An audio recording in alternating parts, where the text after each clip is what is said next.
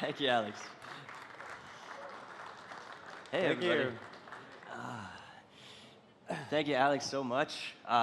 This has been such an amazing event, and it's all really thanks to Alex's work and the work of Polka House to pull this off. We're here to talk to you about content, which is so important because, I mean, it's very cool to be here and be making connections with everybody, but the next best thing we can do is make pieces of content from it and share it with people all over the world, and that's what we're doing right now. Yeah, I'm sure some of you guys have seen we have a podcast booth up in the corner, and we've been collaborating. We actually individually have separate podcasts. Why don't you tell us about yours? Yeah, sure. So it's been really awesome working with you. Actually, we didn't really expect to be doing like duet interviews. Yeah. But I think like what you're bringing to the table with NVRLand Labs is really exciting. Everything you've been teaching me about creating content and getting exciting and educational, entertaining messages out there has been really, really awesome. Maybe before I dive in, maybe you could tell us like a quick overview of NVRLand Labs and what you guys are doing and who you're working with. Yeah, so we are a Web3 entertainment company.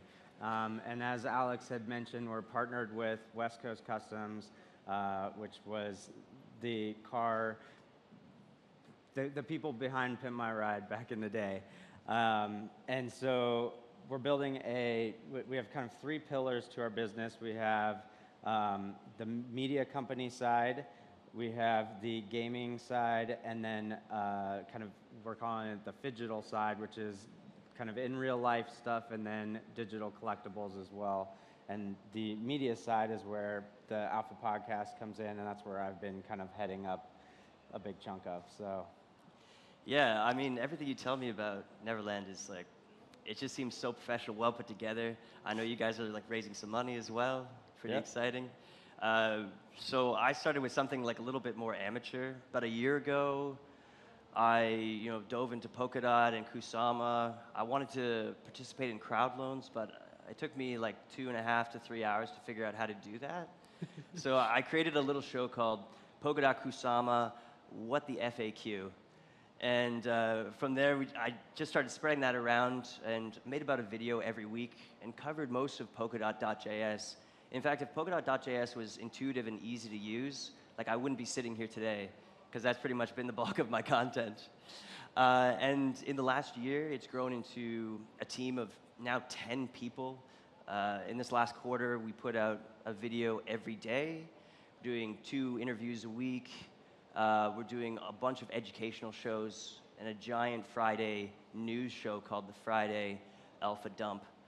And we're actually sponsored by the Kusama Treasury, and we've learned a ton on this project, trying to bring the story of .sama to people through a source that they can trust. So, and it started with the content, and now you're building Wag Media off of that? Yeah, that's right. So I thought with our YouTube channel, which is now called The Kusamarian, I thought, well, that's pretty cool, but it's only our point of view. It's like a super centralized source of information. Not everybody's going to like the way we deliver the information. Not everybody speaks English. So that's why we started Wag Media here, which is a pretty simple concept. We're prototyping it on Discord, and on one side we have a pool of talent. I mean, so these are people like, all over the world who are doing day jobs, labor jobs. I mean, some of them are doctors. But on the side, they're trying to learn about Polkadot and Kusama. But they don't have many people to talk with it about. They don't have many avenues to share that information. So we've kind of gathered them all together in Wag Media, this Discord, and they can come together and chat. And then on the other side of the Wag Media equation, we have treasuries. So we have a bunch of projects: Moon River, Solar Beam, Remark, Crust, Scytale Ventures, and also the Kusama Treasuries in there as well. Most importantly, I have to give a shout out again to Polka House. They were the first treasury to support this initiative, to see the potential. They laid down a bunch of their treasury into Wag Media. And then on the Discord, what we do is the talent, when they post content that they create, or they share news with little summaries. They post that on Discord. We have directors of the treasuries who react to those posts with little value emojis like 10 USDC or like 0.2 KSM. And then we have a bot every week who pays out the content creators from the treasuries. So we kind of establish this connection between content creators and the treasuries. Yeah. So a lot of the stuff that like we've been kind of talking about, I think is appealing to content creators, but there's a lot of people here that are just building projects that are probably have no ambitions of being content creators. Yeah. And I kind of wanted to touch on that because that's where we spun off with, that's where the Alpha podcast came from. So one of the things that I believe every business, and whether it doesn't matter if you're in Web 3, Web 2, or everybody should be thinking like a media company. Yeah. A great example is Red Bull. Red Bull has a product that is a drink, but they create so much content that they have built this entire media platform that almost is leading their brand. Yeah. And the only way to kind of, I guess that's where like the Alpha podcast came from, is creating content that gives value in kind of two different forms. Education, so like going around and interviewing people personally has allowed me to get education, and we're at the Polkadot conference. I've been to Solana conferences, was at ETH Denver, so kind of getting pieces from everybody in the space and taking that information, but creating content that then gives value to other people watching it from both an educational standpoint and then kind of making it entertaining, I think is very, very key. You're telling me backstage there, you're kind of laying out these like 3 reasons to create content. Maybe that'd be cool if you could maybe share that with us. I think a lot of people, when they think about creating content for the business, like the initial thought is like, we need to make this to attract new customers, clients, and stuff like that, but there's actually 3 reasons why you should be making content for your business. Okay. One of those is to obviously get new clients and customers and users, educate your users, kind of build your community, but then you also have to be thinking about your employees, because a business is only as valuable as the people that want to work for it. Yeah. And so by attracting new employees or cultivating a culture within your organization, and like you should be creating content and reminding people why they're working there and creating that culture and that value system within your organization. And then the third one that people don't really think about is creating content to keep your competitors on their toes. So if your competitor is spending time watching and paying attention to what you're doing, the last thing they're doing is working themselves. So a lot of companies will create content to keep their competitors on their toes.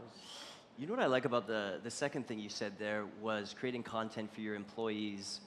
In the Web3 context, you know, the idea of an employee, it's a little bit blurry, right? I mean, you have your core team who's building the products, but also every token holder has the opportunity to contribute to the ecosystem, to help spread the word, to create a stronger network on the product.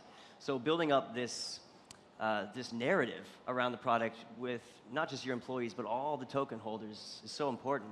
Yeah. The Alpha podcast is super high quality. And you brought so much of that to the podcast booth we have up there. For all the nascent content creators in Wag Media, what would you recommend? Where should they invest themselves if they want to create really high quality content? I would say time. Like I literally get this question so often, like, what should I buy? How do I get started? And it's like, make sure you're willing to invest some time. Lots of time. Every single person here has a cell phone that is like higher quality than anything we ever had 5 years ago. Yeah. You can create podcasts off of it. You can create 4K videos. Some of the phones are going even higher quality. Like, there's AI editing software out there. The tools are available. Yeah. The only thing you have to do is make sure that you're willing to spend time. And I think a lot of people also get stuck in their head where they think, like, I might not be creative or I might not know what to create. Yeah. And the best thing that you could do is just document. Like, I literally brought a camera on stage and like filming everything, and I may not know what I end up using this for footage, but then I can take it back and there's like, oh, here's something that comes up that I can create. So I think like documenting everything, the podcast, for example, like I can have those same conversations with project founders and people and learn in private, but if I just throw some cameras on or record it, then it now becomes content, and I was going to have those conversations anyway. How do you think our interview with Gavin Wood yesterday went? The rumor is it was one of the best interviews he's ever done, but I mean, Really? It's just a rumor. I had no idea. I think especially those questions that we asked him at the end, and then after we turned off the microphones, but he was still. Yeah, you can't. We'll save it. You guys have Okay. to watch. The interview is gonna come in a few days, All right. and we'll release it both on each one of our channels at different cuts. There'll be a little bit of differences. You can't leak too much alpha. This is the expert marketing that you're teaching me about. All right, so that's wicked. Hey, so as far as Wag Media goes, if anybody's interested in being part of either side of that equation, you can find a link to the Discord in either of these Twitter accounts up here, at that Media Wag or at Golden Calf, and that's how you'll get in. Jusup, where can they follow everything you're doing? Yeah, so the at NVRLand Labs is the company kind of head Twitter, where we publish a lot of the Alpha Podcast stuff. The Alpha Podcast is on almost all like audio streaming platforms. It's on YouTube. We just crossed 100,000 streams on Spotify, so that's pretty awesome. Wow. I think that's great for a Web3 podcast. Yes. And then I'm Jusup11 on literally everything: YouTube, Instagram, Twitter. So thank you all. Thank you, Alex, for making this happen and pulling this entire thing together. Absolutely, man. All right, well, Jusup, we got to go do like 8 or 9 interviews, so. I know. Peace out, guys. Thank you. Thank you, everybody.